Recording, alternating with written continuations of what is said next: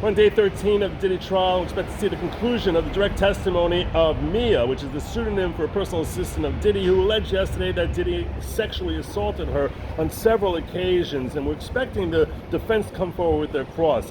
And the cross is probably going to be lengthy and could potentially be brutal, although I'm not sure if it will be, because they are seasoned litigators.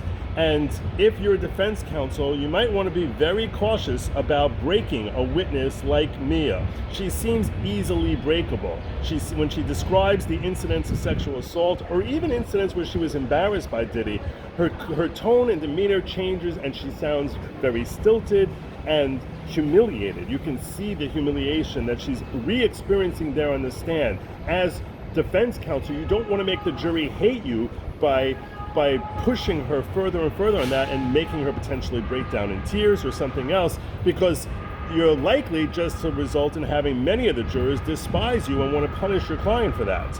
So how do you go forward with something like that? How do you challenge a witness like this? I would expect that, seeing as her stories or her claims of being sexually assaulted, which seem legitimate, at least that she legitimately believes they happened, I think that you might try and circumvent them, because they're not the basis of any of the charges against Diddy. If the jury believes everything she said about the sexual assault, at the end of the day, that's got nothing to do with whether or not they're going to convict on the 5 charges that were brought against Diddy. So instead, you might go after her in a different way. You might try and challenge her memory a little bit, but you might try and say, hey, these incidents that you told over, which seem to corroborate the stories that were told by Deontay Nash and Cassie Ventura of different forms of abuse that Diddy allegedly dropped on Cassie, your version is somewhat different.